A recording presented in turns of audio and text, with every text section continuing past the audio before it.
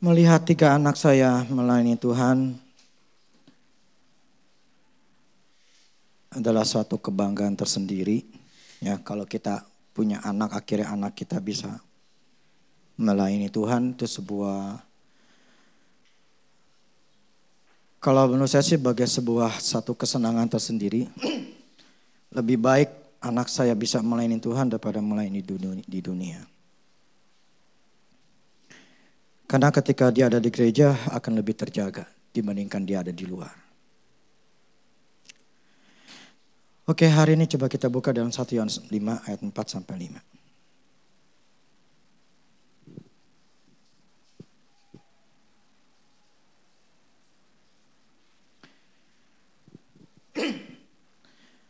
Satu Yohanes 5 ayat 4 dan 5. Sebab semua yang lahir dari Allah mengalahkan dunia.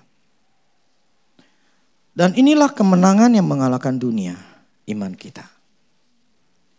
Siapakah yang mengalahkan dunia? Selain daripada dia yang percaya bahwa Yesus adalah anak Allah. Di sini firman Tuhan pakai untuk Rasul Yohanes untuk membuat sebuah pernyataan. Kita bisa mengalahkan dunia itu dengan iman kita. Dunia itu apa? Ya, selama kita ada di dunia ini apa aja? Manusia, penyakit, kerjaan, masalah. Pokoknya apapun yang ada dalam dunia ya termasuk setan gitu loh. Semuanya itu ya bisa dikalahkan karena itu semua ada dalam dunia. Nah, tapi pertanyaannya adalah kenapa kita orang Kristen justru kalah sama dalam ketika ada di dunia ini? Kita hidup dalam ketakutan, kita hidup di dalam kemiskinan, kita hidup dalam kegagalan, kita hidup di dalam dosa, kita hidup di dalam berbagai macam hal yang justru membuat kita seharusnya adalah orang-orang Kristen yang menang. Maka tadi kita nyanyikan lagu kemenangan. Gini, kita ini semua pasti punya masalah. Tetapi ketika kita punya masalah, kita harus tahu diri kita atau pikiran kita ini keadaannya kayak gimana. Apakah kita sebagai seorang pemenang, sikap kita,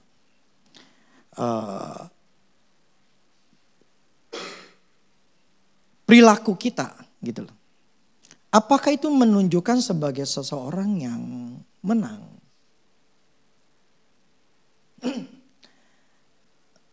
Karena begini, yang bisa kalahkan itu karena iman kita, bukannya imannya Tuhan.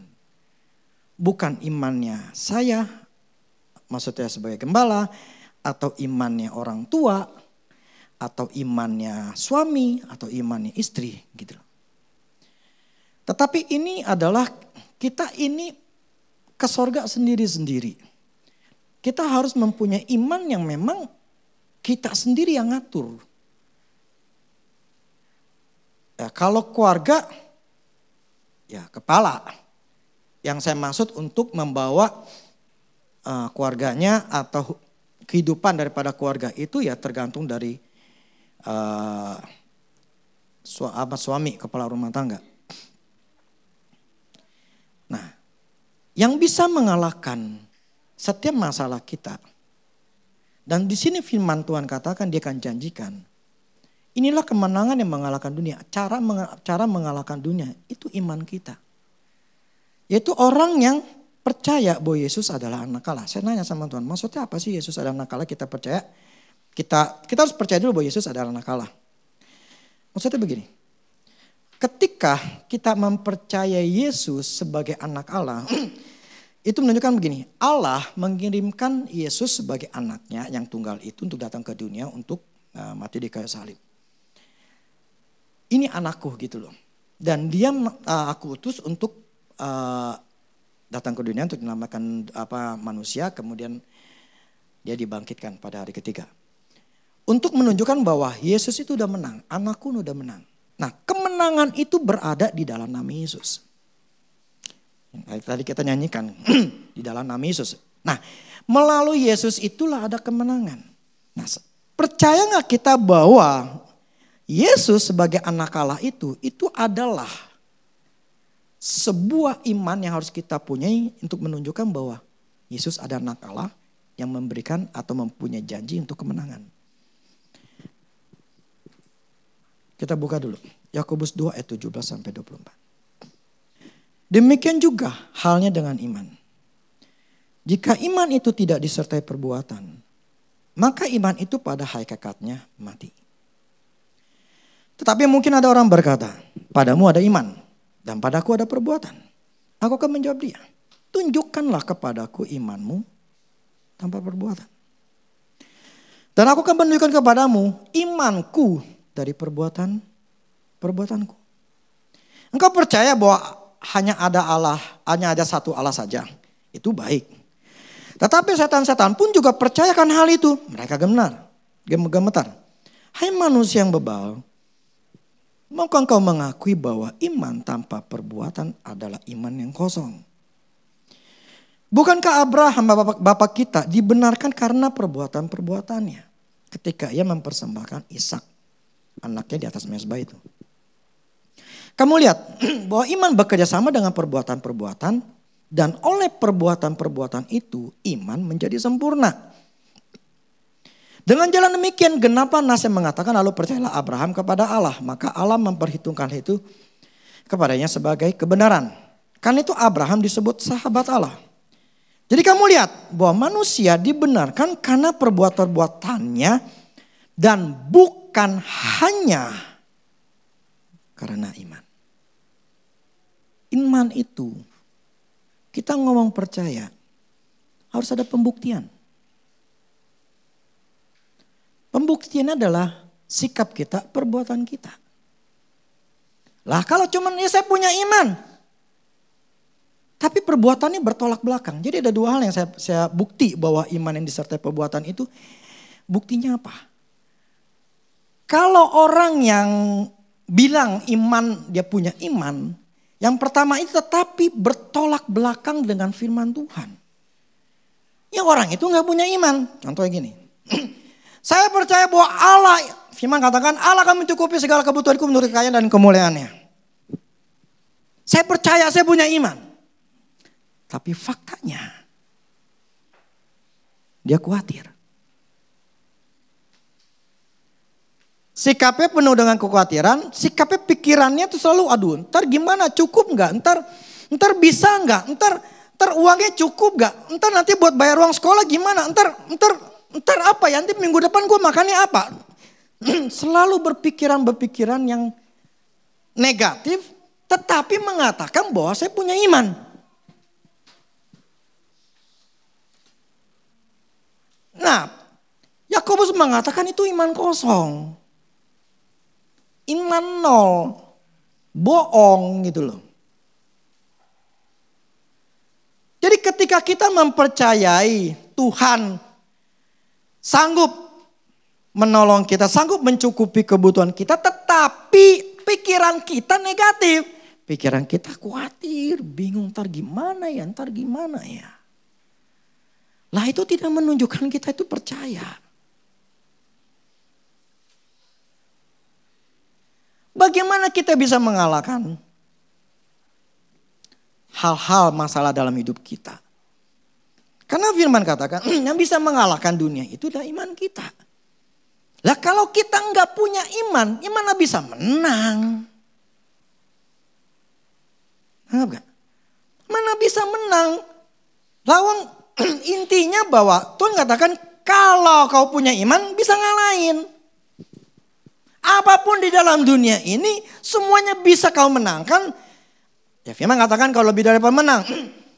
Bisa dikalahkan kalau kita punya iman. Jadi iman itu itu noun ya. Noun itu kata benda. Tetapi kata benda yang tidak terlihat. Gitu loh. Seperti misalnya saya megang mic. Ini kata benda. Dan ini kata benda yang terlihat. Nah Iman itu kata benda tapi tidak terlihat. Jadi Tuhan ngomong gini, gue gak ngelihat benda itu gitu loh. Gue gak ngelihat benda itu, benda iman itu gak ada.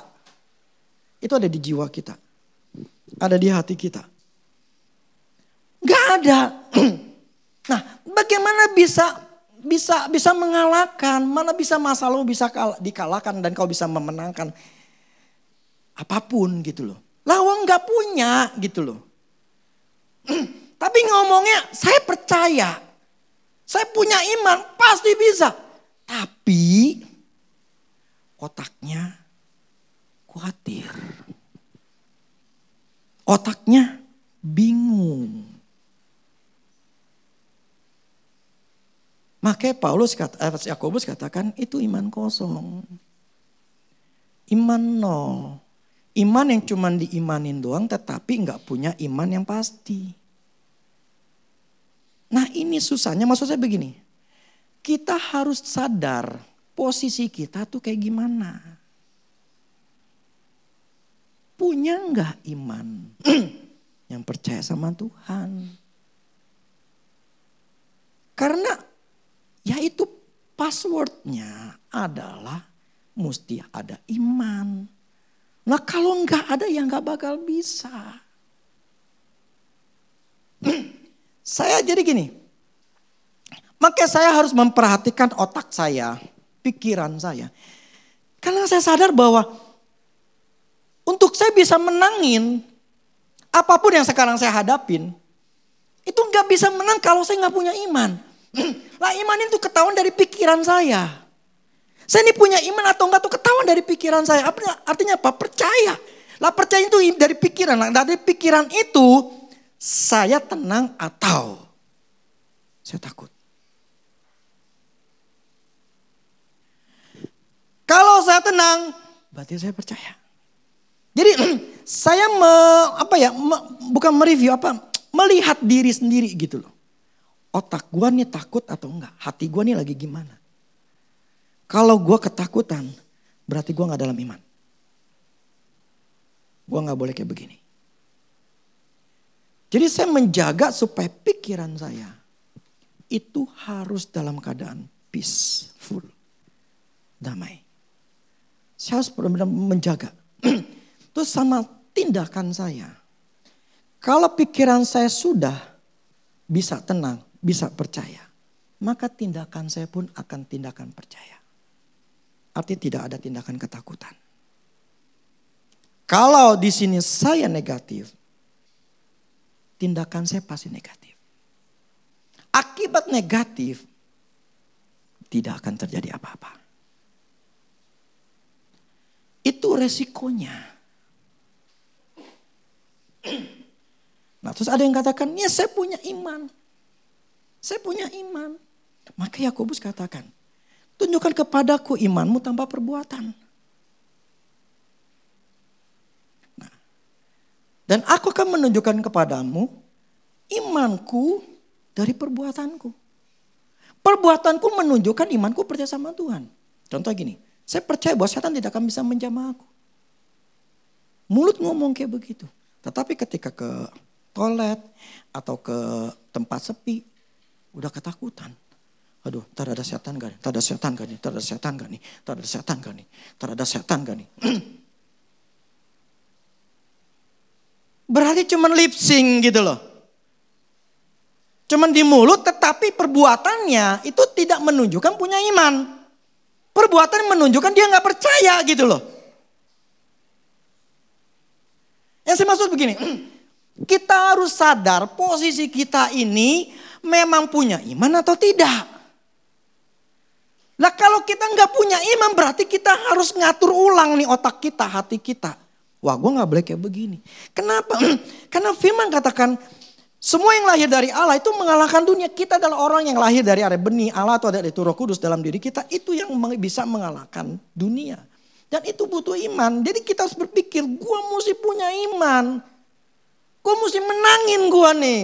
Mesti menangin masalah keuangan gue. Mesti menangin masalah keluarga gue. Mesti menangin kesehatan gue. Gue mesti menangin. Tapi butuh namanya benda. Iman. Nah sekarang gue ngeliat di pikiran gue. Justru kacau.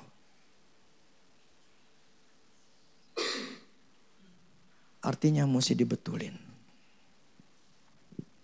Ingat, tidak ada yang kekal. Saya selalu mengingatkan diri saya sendiri. Saya bisa punya yang namanya iman atau gambar diri yang 100%. Tapi ini bisa hilang. Dan ini bisa hilang. Bisa kembali ke 50%, bahkan bisa tidak punya. Saya harus menjaganya. Saya harus memproteksi pikiran saya untuk tidak tergerus oleh panas setan ketidakpercayaan. Nah, ini yang saya menjaga pikiran saya.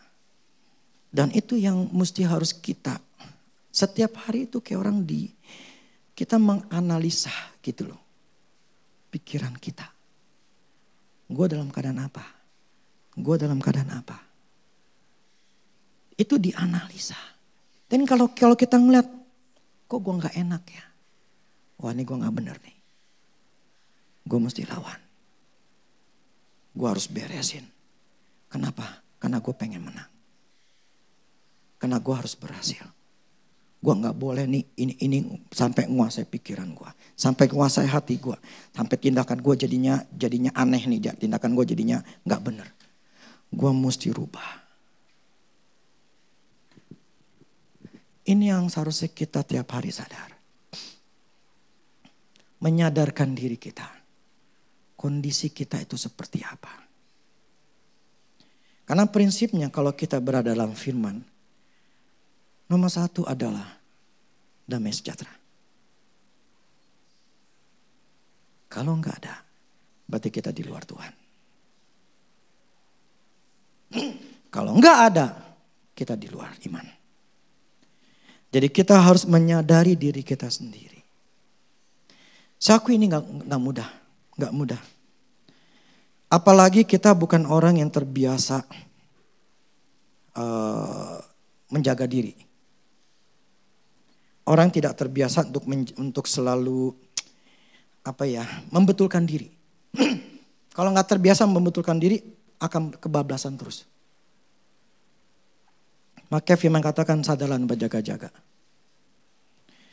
Karena emang itu, seperti minggu lalu saya katakan, setan akan melihat muka kita. Mukanya stres, mulut kita ketahuan. Keluar kata-katanya apa? Marah-marah. Ngegerutu, ngomel, ngeluh. Nah, ini orang gampang gue telan. Jadi, kita sendiri yang bikin gitu loh. Bukan Tuhan ya, kita sendiri yang bikin masalah gitu. Soalnya kita berjaga-jaga, tapi karena kita nggak sadar, kita malah ngomong negatif. Sikap kita jadi ketakutan, sikap kita jadi stres. Dan akhirnya, setan masuk. Nah kalau udah setan masuk, terus kita nggak sadar, kebablasan terus. Habislah kita. Jadi yang pertama, bukti bahwa kita punya iman, kalau kita tidak bertolak belakang dengan firman Tuhan. Jadi kalau kita mengatakan saya percaya, sikap kita sikap kita, pikiran kita akan tenang. Nah, bukti daripada iman yang disertai perbuatan itu adalah kalau kita tidak melanggar firman Tuhan. Kalau kita tidak hidup di dalam dosa atau melakukan dosa, contohnya misalnya hidup di dalam kepahitan. Hidup dalam kekecewaan. Entah terhadap bos, terhadap suami, terhadap istri, terhadap anak, terhadap siapapun juga lah. Nah ketika kita hidup di dalam dosa seperti itu. Ya bagaimana kita bisa diberkati atau punya iman. Makanya minggu lalu saya katakan kan. Setan itu berkeliling. Nah kita harus jaga-jaga, kita harus sadar diri. Ada enggak nih? Ada enggak di dalam hidup saya ini? Yang dimana setan itu nih gue lagi lakukan sesuatu ternyata salah. Gue melakukan dosa. Akhirnya ini membuka setan masuk ke kerja dalam hidup gue. Tadi kerjaan, tadi mana-mana lah ya. 5 aspek hidup itu. Ini di mana? Apakah gue ada di sini? Selama itu kita tidak menyadari bahwa kita hidup di dalam dosa. Atau hidup dikuasai oleh dosa. Karena kita melakukan sesuatu yang salah. Bohong, paitan, nipu, dan lain sebagainya. Sulit orang itu punya iman. Karena setan selalu ada di situ. Dan dia akan menguasai. Dia akan selalu mencegah, dan selalu mencegah. Ketika kita pengen menang, selalu dicegah. Selalu dibikin sandungan. Selalu dibikin masalah. Kita tuh tujuan kita ngelakuin firman. Sebetulnya supaya kita tidak dikerjain sama setan. Itu doang. Supaya hidup kita gak dikerjain sama setan. Uang kita gak dikerjain. Keluarga kita gak dikerjain. Semua 5 aspek kita gak dikerjain sama setan. Akhirnya hidup kita aman, nyaman. Tetapi kalau hidup kita dikuasai sama setan. Hidup tuh gak nyaman, gak enak. Jadi kita yang memutuskannya, kita ini hidup mau diberkati, hidup bahagia atau tidak, itu kita yang mutusin, bukan Tuhan. Nah, ini firman di 1 Yohanes 5 ini, itu mengalahkan dunia. Ya iman kita yang bisa ngalahin masalah apa. Apapun juga masalah dalam hidup itu bisa kalah. Jadi ketika saya baca ini beberapa hari yang lalu, itu membuat saya sadarin, gue udah punya iman. Allah memberikanku iman. Dan gue harus mempunyai iman ini tetap terus. Gue harus jaga ini. Karena memang ada serang-serangan gitu loh. Ketika saya melakukan kesalahan, itu namanya feel guilty, itu merasa bersalah lah, atau itu akan mencoba menyerang. Tapi saya mempertahankannya. Yang namanya salah bisa dibetulin. Gue betulin bisa. Tapi tidak akan kehilangan yang namanya berkatku. Tidak akan menghilangkan berkat yang Tuhan sudah sediakan. Jadi aku percaya berkat itu tetap ada. Tetap aku pegang, tetap aku akan peroleh. Jadi apa ya? Saya mempertahankannya supaya apa? Hati pikiran saya itu tetap di dalam keadaan damai, tetap dalam keadaan positif. Dengan apapun kejadian yang ada, dengan apapun yang saya lakukan, kesalahan saya lakukan, itu tidak akan membuat saya menjadi terjatuh. Karena saya harus mempertahankan imannya saya tetap ada. Karena memang itu caranya. Benda yang Tuhan butuhkan untuk kita bisa kalahin. Kalau nggak ada nggak bakal bisa kita menang, nggak bakal. Nggak ada cara lain tuh kita bisa menang dalam hidup ini, nggak ada cara lain. Iman. Makanya kita nggak boleh putus asa, never give up. Itu menunjukkan saya tuh masih punya iman. Itu menunjukkan saya bisa. Nah kalau gambar diri kita nggak punya iman, kita merasa capek, kita merasa nggak mampu, ya sudah, nggak bakal menang. Kita nggak bisa mengalahkan dunia ini. Kalau saya bilang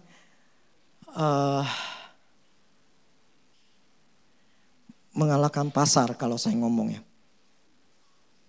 Masing-masing kita mempunyai apa? Mengalahkan apa? Yang namanya mengalahkan emosi kita.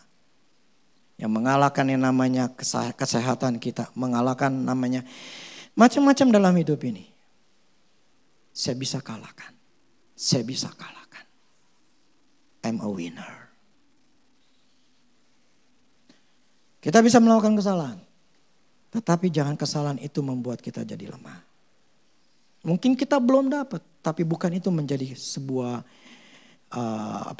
sebuah yang menghentikan kita gitu loh.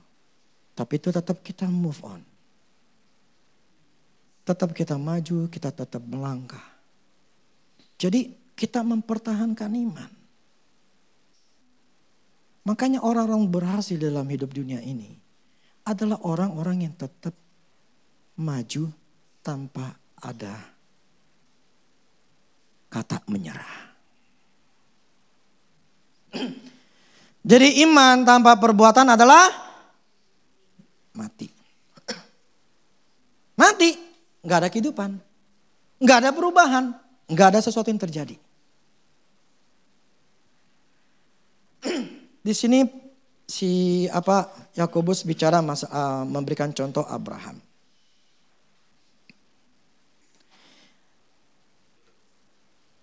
Abraham pembuktian bahwa dia percaya Tuhan. Ya. Pembuktian bahwa dia percaya Tuhan. Kan Tuhan ngomong sama dia, serahkan, korbankan anakmu yang tunggal itu, si Ishak.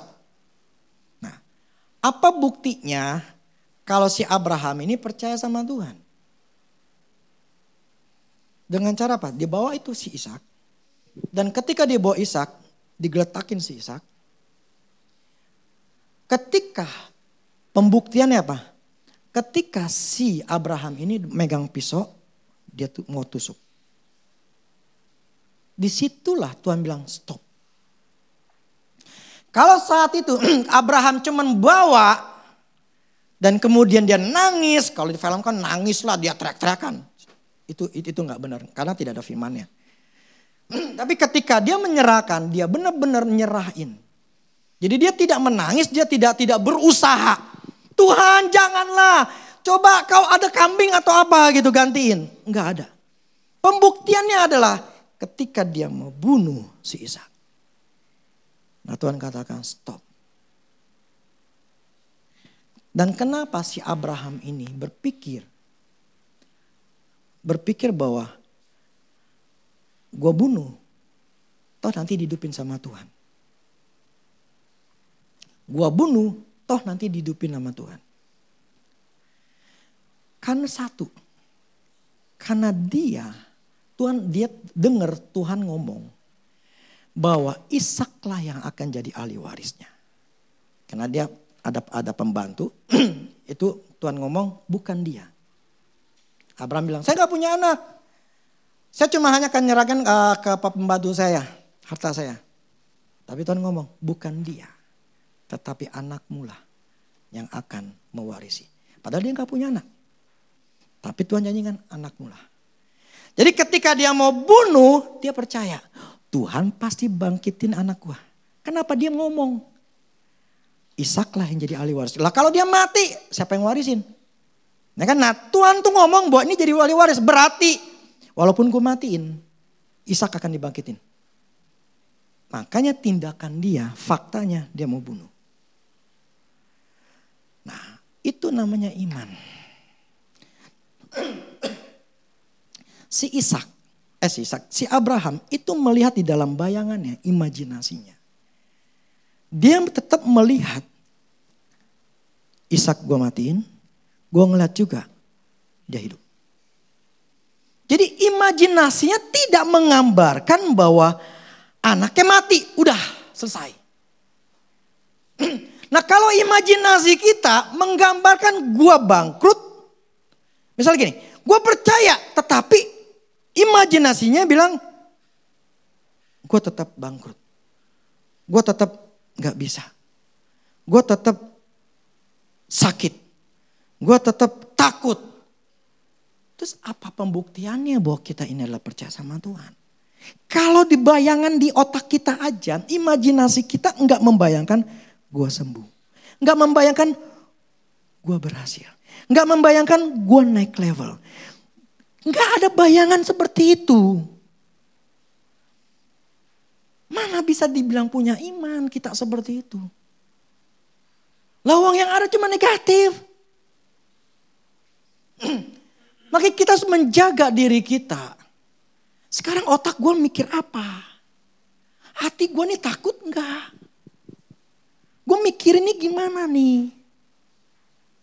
Gue udah punya bayangan berhasil gak? Punya ini, punya itu. Gak punya. Yang ada cuman aduh ntar gimana.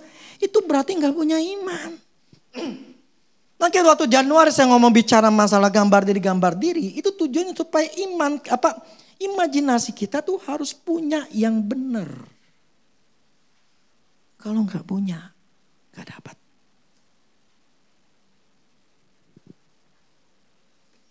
Ini yang saya tahu diri saya. Ini membuat saya, gue harus bertahan. Gue gak boleh nyerah. Gue harus bisa. Ya tergantung masing-masing. Gue harus sembuh. Gue harus berhasil. Gue harus berani. Nah seperti itu yang harus kita punyai. Sebab tanpa iman, kita tidak akan bisa memperoleh apapun. Dan tidak bisa mengalahkan apapun di dalam dunia ini. Itu masalahnya. Jadi Tuhan itu kayak orang tuh kasih kunci. Anak kuncinya. Lo bisa buka tuh pintu kalau lo punya anak kunci. Lo gak bakal bisa itu buka pintunya kalau lo gak punya. Jadi mau dibilang apa gitu loh. Kalau istilahnya itu sudah aturan mainnya Tuhan. Makanya kalau saya ngajarin anak saya, jangan minta-minta sama Tuhan. Jangan minta-minta sama Tuhan. Saya gak mau ngajarin anak itu doa, minta sama Tuhan. Enggak. Karena modal kayak begitu ada modal pemalas. Males banget hanya berdoa minta sesuatu sama Tuhan tetapi tindakannya nol. Lebih baik nggak perlu minta sama Tuhan, tetapi hati percaya ada tindakan yang menunjukkan iman itu pasti terbuka. Kalau orang cuman hanya berdoa dan beriman untuk berdoa untuk Tuhan buka, tapi dia nggak pernah ada tindakan, bertahun-tahun, puluh tahun pun nggak akan berhasil, nggak akan. Kenapa? Fokusnya adalah minta, tidak membetulkan diri kita, tidak berusaha untuk merubah tindakan, sikap atau punya iman. Yang ada cuma berusaha berdoa dan meminta. Tidak akan ada perubahan. Tidak akan. Karena memang passwordnya adalah iman. Tanpa iman tidak seorang pun berkenan kepada Allah. Jadi kita fight mempertahankan iman. Amin. Itu yang kita fight. Karena jiwa akan membuat seluruh tubuh kita akan bergerak sesuai dengan apa yang ada di jiwa kita. Sebenarnya kemarin saya katakan gini loh. Panca indera kita 5 itu adalah alat penghubung kita dengan dunia. Nah akibat alat penghubung dunia ini kita melihat, mendengar segala macam, itu akan mempengaruhi jiwa kita. Jiwa kita ada di otak kita. Nah kalau jiwa kita dikotori, jadi mata kita segala macam, itu hal yang gak benar. Kita masukin ke jiwa kita akan kotor. Tindakan kita pun juga akan salah. Itu otomatis. Nah jadi kita harus menjaga apa yang kita lihat, apa yang kita dengar, apa yang kita rasakan. Supaya itu tidak mengotori jiwa kita. Akhirnya jiwa kita tetap dalam keadaan percaya.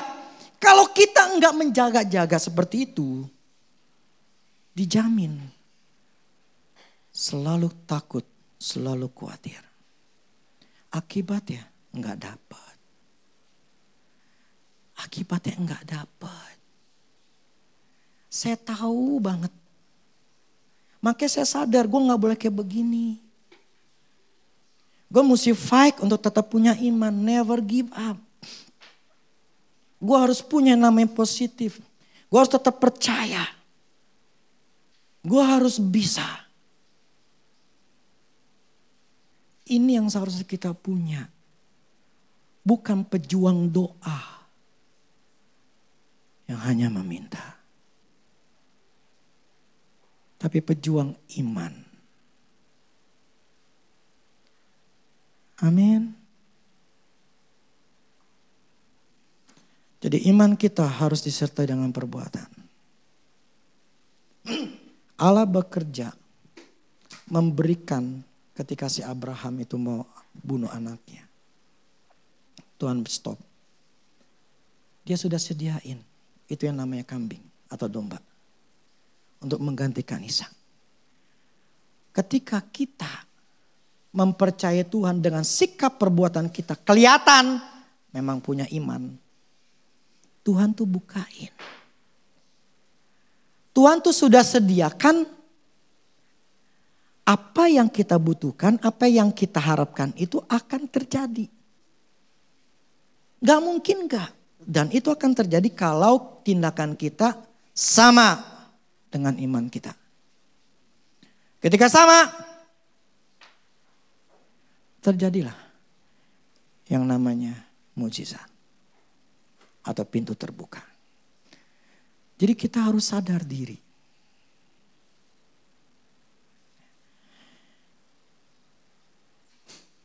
Siapa diri kita, posisi pikiran kita seperti apa. Dan itu harus tiap hari. Kalau tidak ada damai dalam pikiran kita,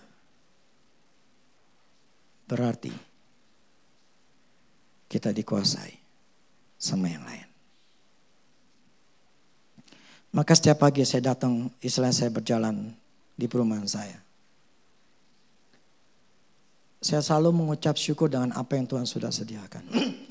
Bahkan ketika saya melakukan kesalahan sekalipun, saya tetap mengucap syukur.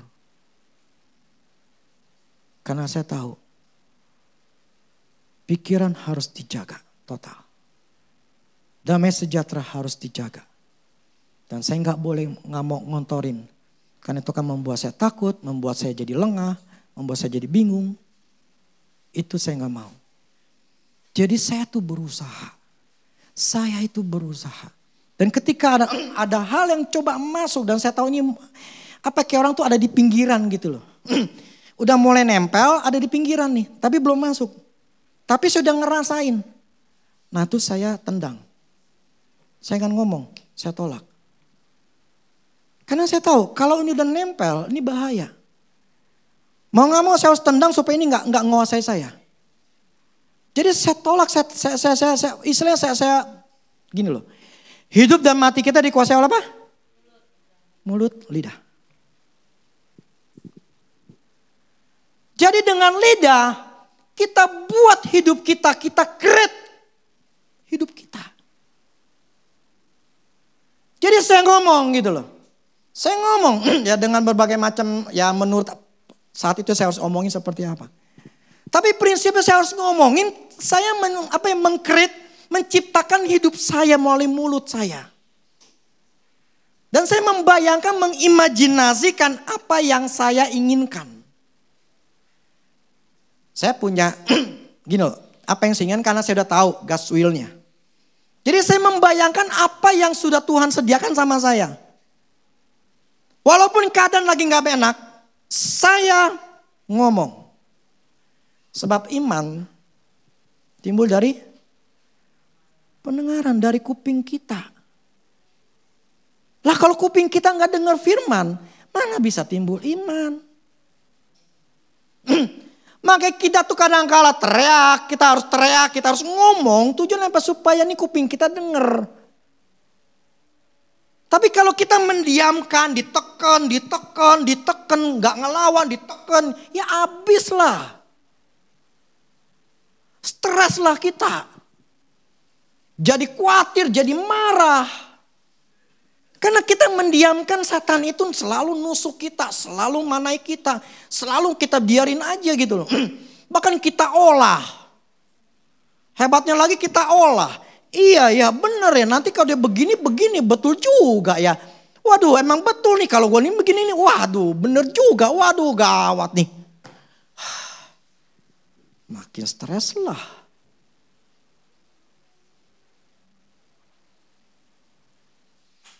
Mana enak hidup seperti itu. Hidup di dalam keadaan stres. Gak enak. Saya tahu fakta di depan mata kita memang seperti itu.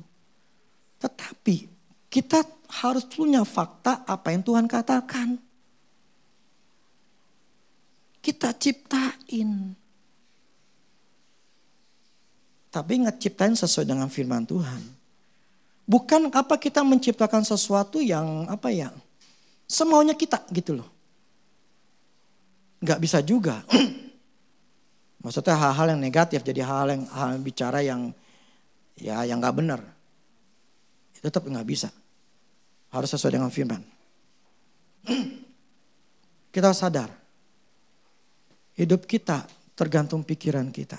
Cara berpikir kita. Jadi kalau kita mau kalahkan dunia. Mengalahkan kekurangan kita. Mengalahkan masalah kita. Kita harus punya iman. Tidak ada cara lain. Ya, tidak ada cara lain. Mau puasa kayak 1 tahun full. Gak bakal bisa. Gak bakal bisa. Karena dibutuhkan cuma iman. Apakah iman bisa menghasilkan, puasa bisa menghasilkan iman? Tergantung. Tidak selalu. Kalau dia puasanya sungguh-sungguh fokus sama Tuhan untuk mencari kehendak Tuhan, bisa.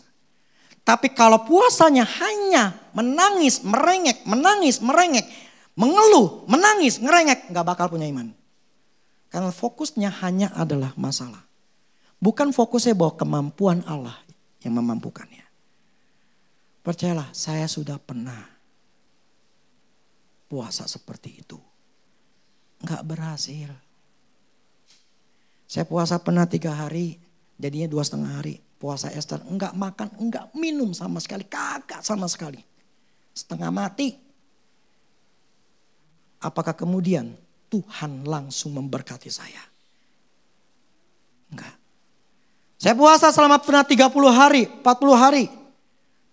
3 bulan waktu itu, walaupun cuma hanya sifatnya enggak setiap hari. It doesn't work. It didn't work. Nggak berhasil.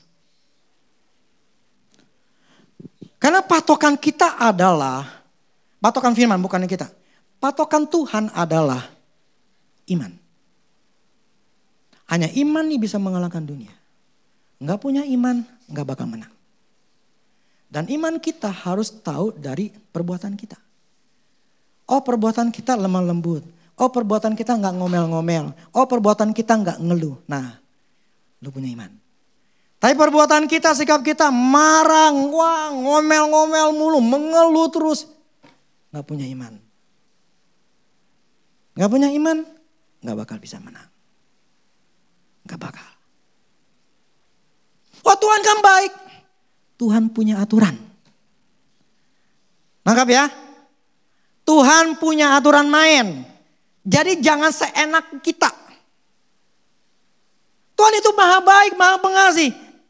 Dia pasti dengan doa saya ketika saya minta. Tuhan punya aturan main. Ya, ingat Tuhan punya aturan main.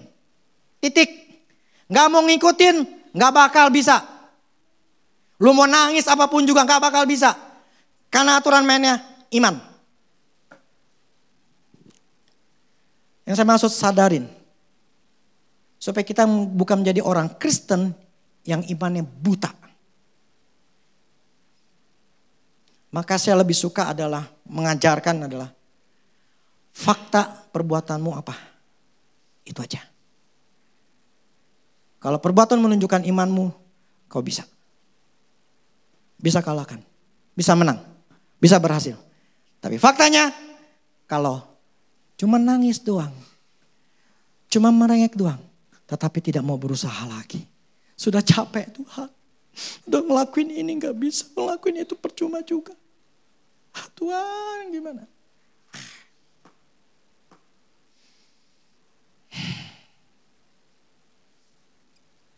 Orang yang berhasil adalah orang yang selalu tidak pernah ada kata menyerah.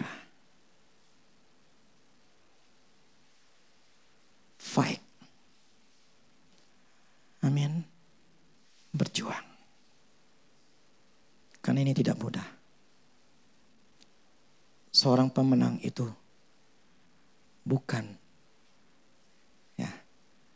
bukan lahir sebagai pemenang. Pemenang itu diciptakan, dilatih. Bukan tiba-tiba nongol langsung pemenang. Enggak. Itu yang namanya olahragawan. Mereka yang lari lah, atletik lah, atau yang pembalap lah, itu bukan hal yang mudah. Mereka berlatih gila-gilaan baru bisa menang. Tapi kalau orang baru sekali naik mobil, pengen naik Ferrari,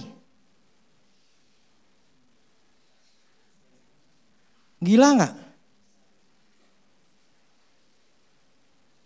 Ferrari nginjek satu gasnya, beng, langsung 100 meter itu bisa cuma berapa detik, bisa 3 cuma 5 detik loh. Tuh, wah, udah 100 meter. Serem lah kalau orang yang belum, apalagi yang biasanya cuma naik.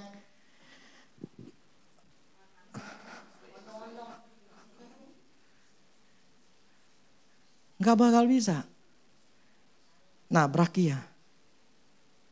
Maksud saya gini, saya juga harus tahu diri gitu loh. Bahwa kita itu butuh namanya latihan, kita butuh namanya jam terbang. Itu namanya, makanya kalau orang kerja, pengalamannya berapa tahun? Kan bisa diminta 1 tahun, 2 tahun, 3 tahun, 5 tahun. Semakin pengalaman makin tinggi, semakinlah mahal harganya. Betul nggak? Orang yang baru kuliah, selesai kuliah, terus mau dapat angka yang 15 juta, 20 juta. Di Indo ya. Gak bisa. Di Indo paling S1 begitu, itu sekitar 7,5-an. Anggap ada 5 sampai 10 juta. 7,5 sampai 10 juta atau kalau untuk mereka udah sampai high class banget. Udah tinggi. Itu mesti ada manajer, itu mesti puluhan juta itu berapalah tahun. Makanya saya berpikir begini. Saya bayangin ya. Untuk gaji sekarang 10 juta. Misalnya. Patokan 10 juta. Bisa kaya nggak?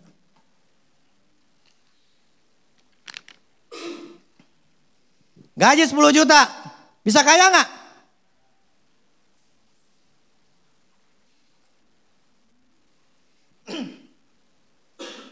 $15 juta bisa kaya nggak? 20 juta bisa kaya nggak? Yang saya maksud gini, kita tetap harus punya yang namanya nginjek bumi. Tahu diri. Saya udah mikirin, kalau cuman angka segitu,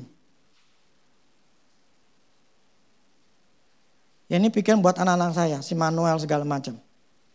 Kalau angka segitu, nggak bisa. Jadi butuh apa? Untuk yang namanya penghasilan yang tidak terhitung, yang tidak dibatasi. Dengan cara apa? Usaha.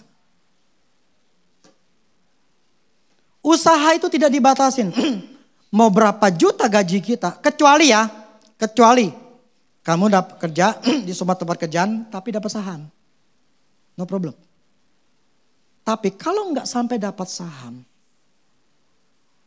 atau penghasilannya atau bonusnya itu nggak besar, atau gajinya nggak besar, ya sudah mentok. Tapi ada sih yang saya pelayanan, gajinya gede, cuman dia tahunannya bonusnya gede. Makanya dia kaya. Tapi sangat jarang seperti itu. Jarang. Itu ya kebetulan aja tuh istilahnya tuh dia dapat perusahaan yang memang kaya. Maksudnya orangnya, bosnya bagus. Jadi diperhitungkan keuntungannya tuh dibagi ke pegawai. Sehingga dia punya rumah tuh miliaran. Mungkin gaji dia tuh paling gak sekitar 50 atau sampai cepet sih ada. Dan dia dapat bonus itu bisa 1 M tuh bisa dapat setahun. Perkiraan saya. Yang saya maksud begini. Kalau kita mikir masa depan kita itu seperti apa? Kita harus menyusunnya sekarang. Maksudnya bukan menyusun gini. Gue gak mau susah. Sekarang gue mesti siapin diri. Gimana caranya gue nanti di ujung. Gue punya penghasilan yang bagus.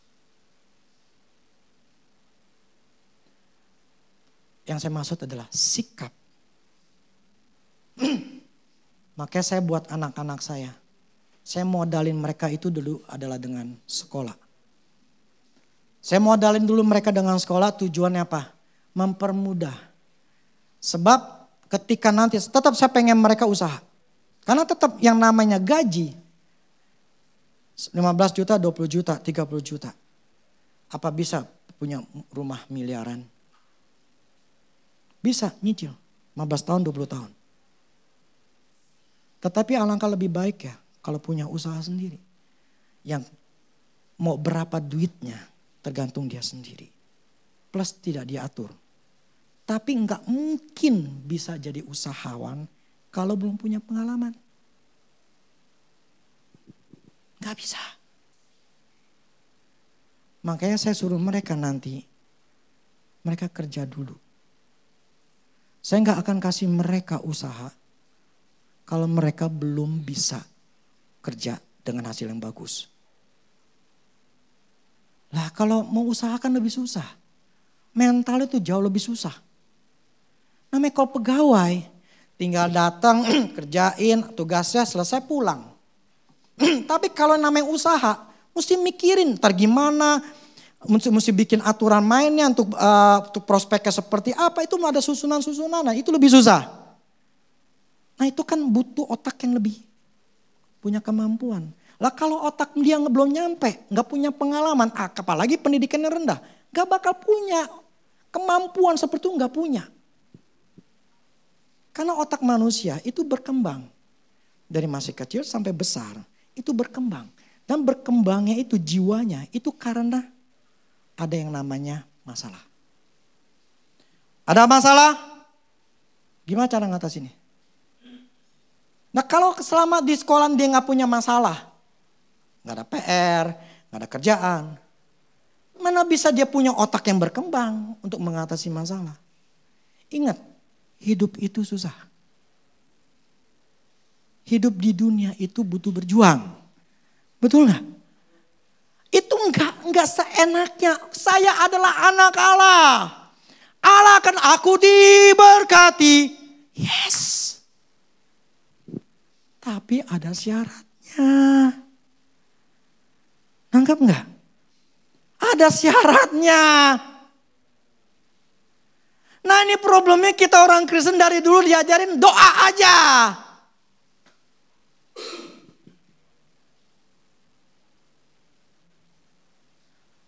Harus ada tindakan. Amin. Ya, harus ada tindakan.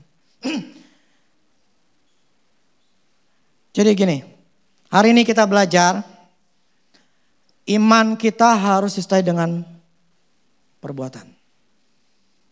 Ya, sekarang kita lihat perbuatan kita sesuai nggak dengan iman kita. Kalau nggak sesuai berarti bertobatlah kita.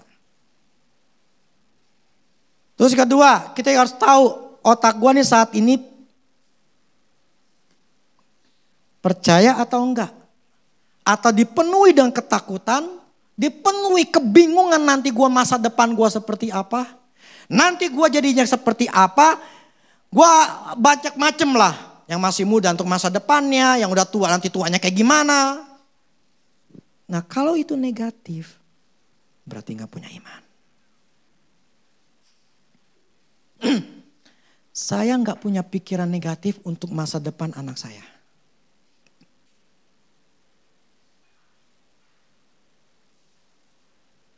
Saya nggak berpikiran nanti mereka kayak apa ya. Entah saya mereka kayak apa ya. Tidak ada pikiran yang mengatakan apakah mereka bisa berhasil nggak ya. Kagak. Kenapa? Karena saya harus menciptakan, anak saya kan masih di bawah saya. Saya harus menciptakan untuk masa depan mereka dengan hal yang bagus. Makanya saya sudah bikin yang namanya modal mereka. Pendidikan mereka. Jadi saya nggak punya berpikiran nanti was-was gitu loh. Karena saya sudah punya mereka. Saya sudah persiapin mereka. Jadi nggak ada rasa was-wasnya. Entar mereka gimana ya, entar gimana ya. Saya nggak mau begitu. Satu yang saya percaya, anak saya pasti berhasil. Titik. Itu aja. Amin. Saya menciptakan di otak saya, di hidup saya. Anak saya berhasil. Titik. Tidak ada yang namanya 0,00009% saya ragu bahwa anak saya nggak bisa berhasil. Saya percaya 100%. Anak saya akan berhasil. Dan karena saya percaya firman katakan gini. Firman katakan, pokoknya ujung-ujungnya gini lah. Hidup orang benar gitu ya. Anak cucunya tidak akan minta-minta. Saya pegang itu. Anak cucunya tidak akan minta-minta. Ketika saya hidup benar. Ketika saya tidak dalam dosa. Saya menciptakan anak cucu saya tidak akan kerek.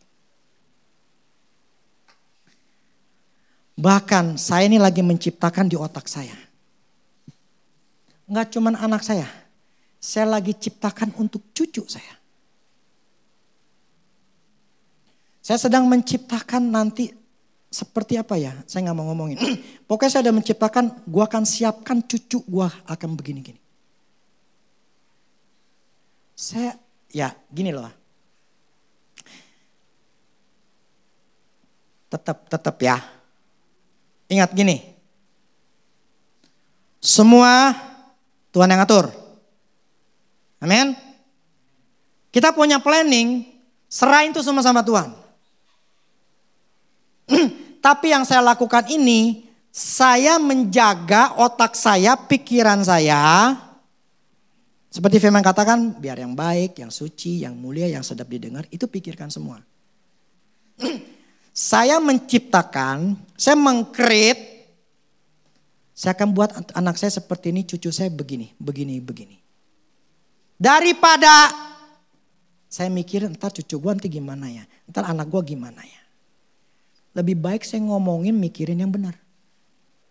Tapi semuanya Tuhan yang atur. Anggap gak? Karena tetap semua planningnya ada di Tuhan. Yang saya maksud, saya menjaga pikiran saya enggak negatif. Amin. Karena ya, saya adalah orang yang suka memikirkan masa depan. Saya suka memikirkan masa depan. Bahkan saya udah mati nanti pun juga sudah pikirin. Akan begini-begini. Saya ingin mempersiapkan segala sesuatunya. Saya akan mempersiapkan segala sesuatunya. Memang ujung-ujungnya kita mati. Tapi kalau buat saya pengen anak saya, cucu saya, cicit saya, itu tidak ada yang kere. Saya pengen anak cucu saya, cicit saya adalah orang-orang yang bahagia. Orang-orang yang hidup dalam firman dan orang-orang yang tidak susah. Jadi saya ingin menciptakan itu dalam alam pikiran saya. Saya mempersiapkan mereka. Ada satu hal yang saya lagi persiapkan.